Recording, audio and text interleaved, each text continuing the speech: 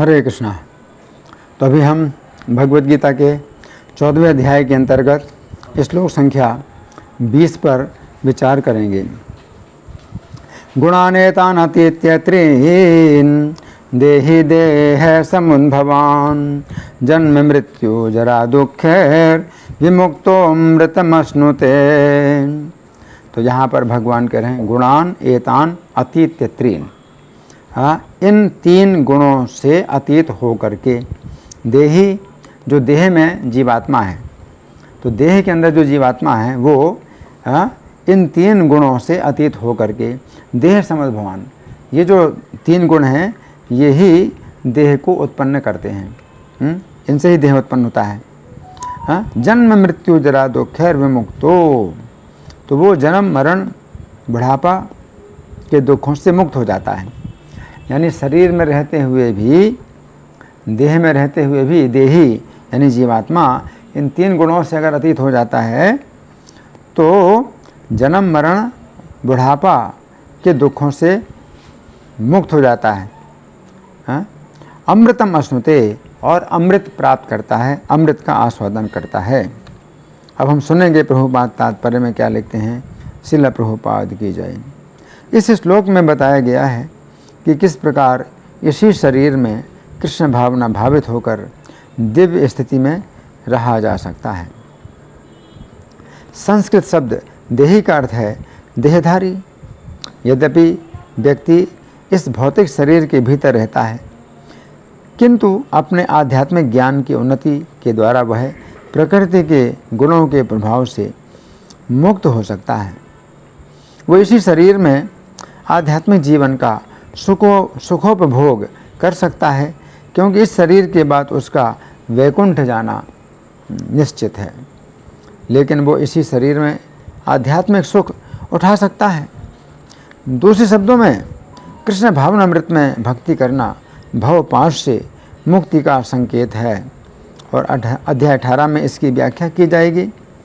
जब व्यक्ति प्रकृति के गुणों के प्रभाव से मुक्त हो जाता है तो वह भक्ति में प्रविष्ट होता है। तो यहाँ पर प्रभुपाद का तात्पर्य समाप्त हुआ।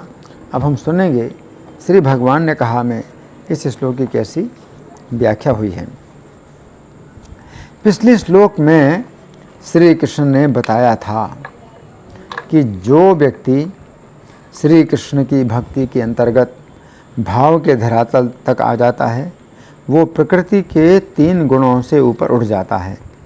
उस समय अर्जुन के मन में जिज्ञासा उत्पन्न हुई कि जो व्यक्ति भक्ति के अंतर्गत भाव के धरातल तक आ जाता है वह क्या इसी जीवन में सुख प्राप्त कर सकता है, अथवा वह शरीर को छोड़ने के बाद ही सुख प्राप्त करता है। अंतर्यामी होने के कारण श्री कृष्ण अर्जुन के मन की जिज्ञासा को समझ गए। अतः उन्होंने इस श्लोक में बताया है कि भाव के धरातल पर व्यक्ति श्री कृष्ण की भक्ति का सुख इसी जीवन में प्राप्त करने लगता है। फिर शरीर छोड़ने के बाद उसे सुख प्राप्त होगा, इसमें कोई संशय ही नहीं है।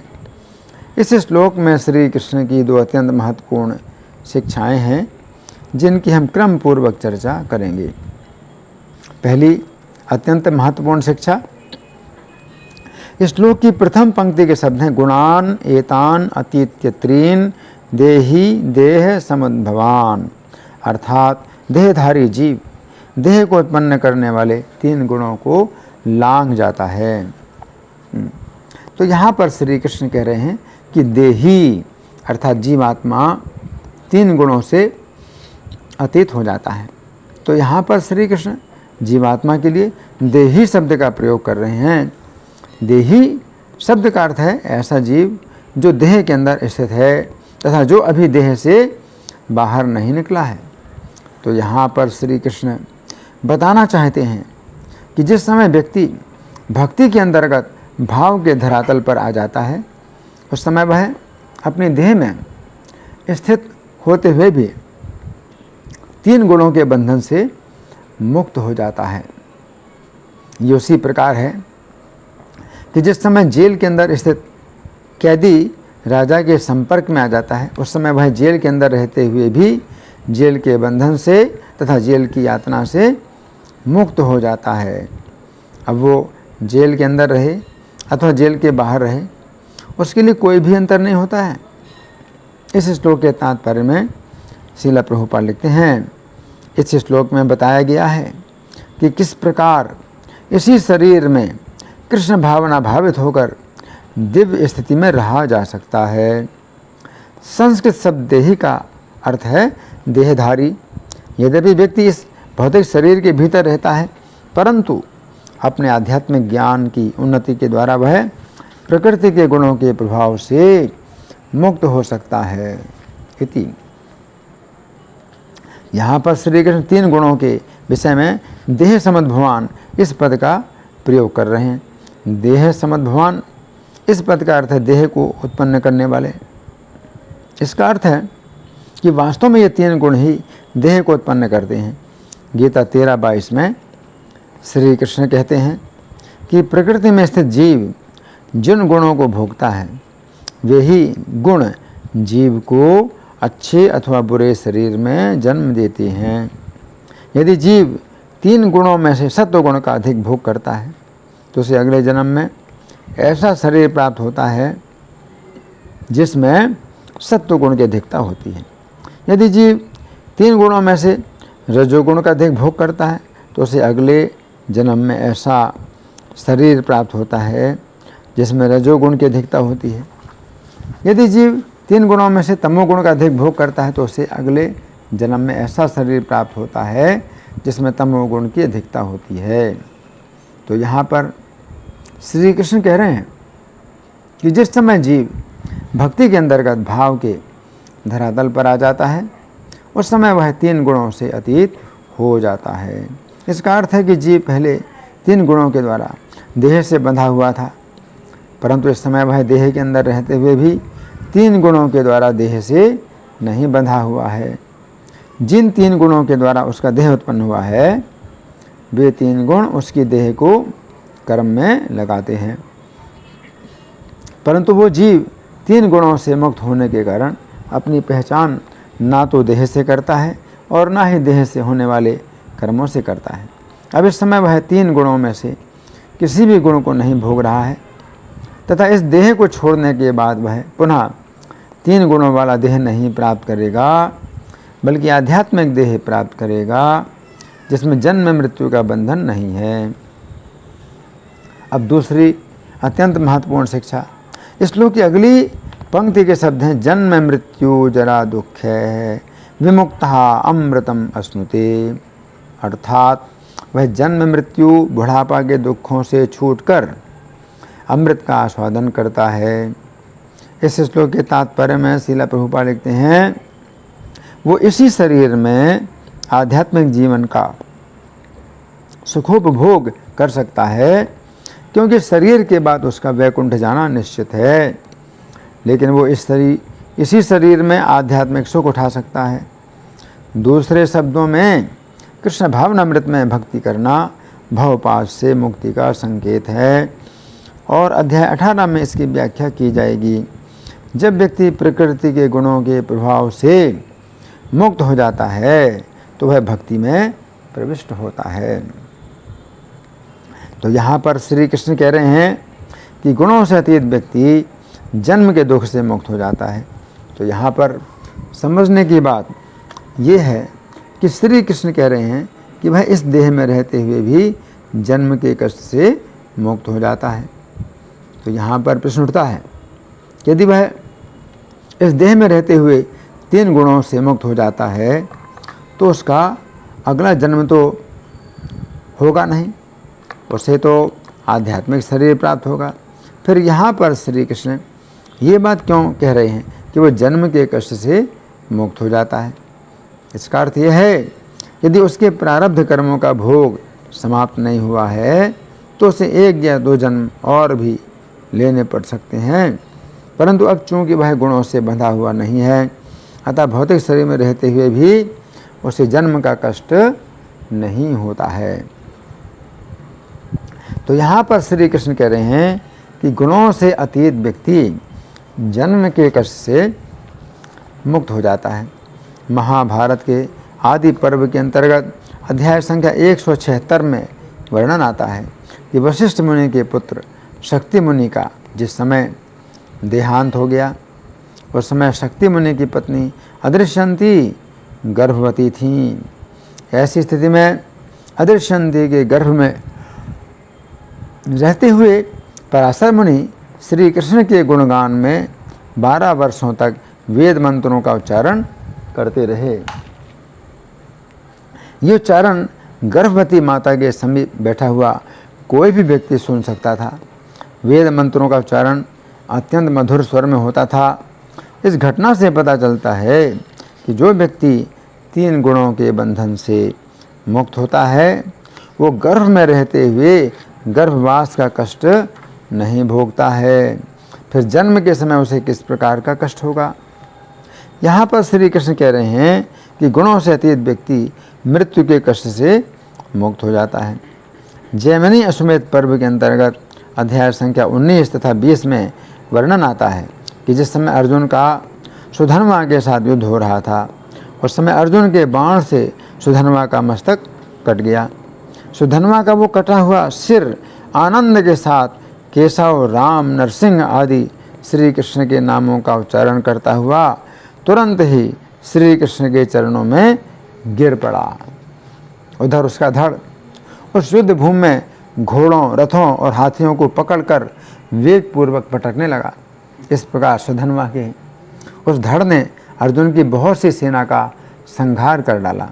तत्पश्चात भगवान केशव ने अपने चरणों में पड़े हुए सुधन्वा के सुंदर मुख वाले सिर को देखते हुए उसे अपने दोनों हाथों से उठा लिया। इतने में ही शक्तिशाली सुधन्वा के मुख से एक ज्योति निकली और तुरंत ही श्री कृष्ण के मुख में समा गई। इस घटना से यह पता चलता है कि गुणों से अतीत व्यक्ति को मृत्यु का कोई कष्ट नहीं होता है।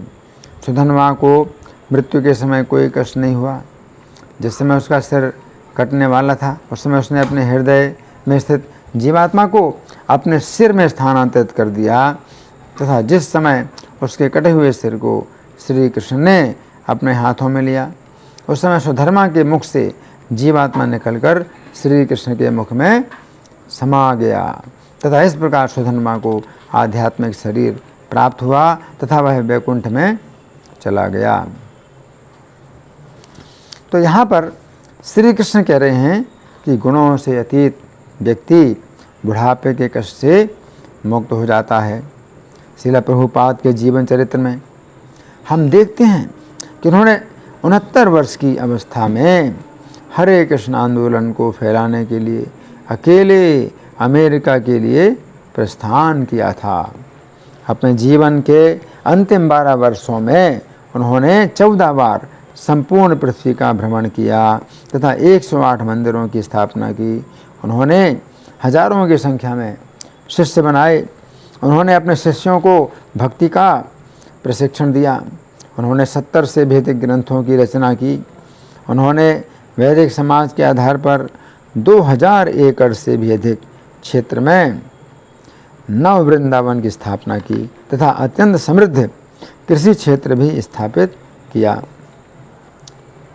उन्होंने डल्लास, टेक्सास में गुरुकुल विद्यालय की स्थापना की तथा पश्चिमी देशों में प्राथमिक तथा माध्यमिक शिक्षा की वैदिक प्रणाली का भी सूत्रपात किया।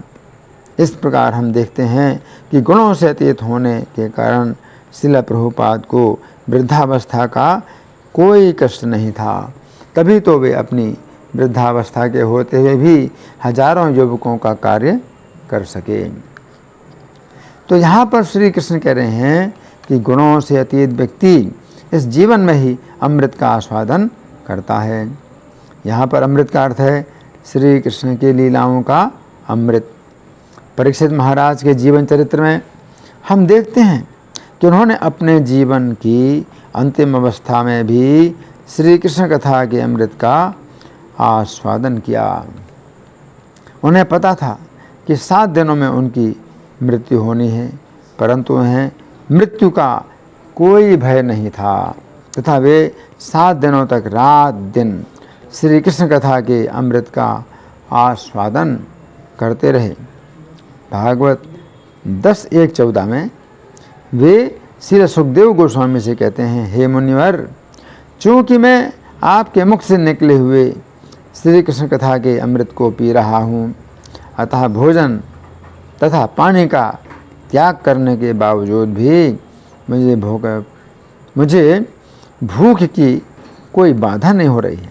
इति इस घटना से पता चलता है कि परीक्षित महाराज चूँकि गुणों से अतीत थे, इसलिए वे भूख की बाधा से रहित होकर श्री कृष्ण कथा के अमृत का आस्वादन कर रहे थे। गीता 10:9 में श्री कृष्ण कहते हैं कि जो लोग गुणों से अतीत हो जाते हैं, वे श्री कृष्ण में ही अपना चित्त लगाए हुए तथा श्री कृष्ण में ही अपना जीवन अर्पित किए हुए एक दूसरे के द्वारा श्री कृष्ण कथा का ही अमृत प्राप्त करते हैं तथा एक दूसरे को श्री कृष्ण के विषय में ही बताते हैं। इस प्रकार वे अमृत का आस्वादन करते हुए अत्यंत संतुष्ट होते हैं तथा आनंदित होते हैं। इस श्लोक के बंगाली पद्यानुवाद में श्रील प्रभुपाद लिखते हैं, गुणातीत हते देहि गुण देह छाड़े, जन्म मृत्यु जरा दुख बांधे ना ताहारे। तो भगवान क्षमा करें, श्रील प्रभुपाद यहाँ पर बता रहे हैं कि गुणातीत हते देहि गुण देह छाड़े, कि जो जीवात्मा जब गुणों से अतीत हो जाता है तो देह में स्थित होते हुए भी वो जन्म मृत्यु बुढ़ापा के दुखों से बंधता नहीं है ना। तो इस श्लोक में भगवान ये बात बता रहे हैं कि जो 3 गुण हैं ये देह को उत्पन्न करने वाले हैं। तो देह में स्थित जो जीवात्मा है वो अगर इन 3 गुणों से अतीत हो जाए तो इस देह में रहते हुए भी वो जन्म मृत्यु बुढ़ापा के कष्टों से मुक्त हो जाएगा। इसका मतलब क्या है? जन्म, अगर दोबारा जन्म लेता भी है वो तो उससे जन्म का भी कष्ट नहीं होगा। जो गुणों से अतीत हो गया है उसके अब नए कर्म तो नहीं बन रहे, लेकिन जब उसके नए कर्म नहीं बन रहे हैं तो अब उसको जो है जन्म नहीं मिलेगा। लेकिन जन्म कभी कभी मिल जाता है, गुणों से अतीत व्यक्ति को जन्म मिलता है। क्यों कि प्रारब्ध के जो भोग होते हैं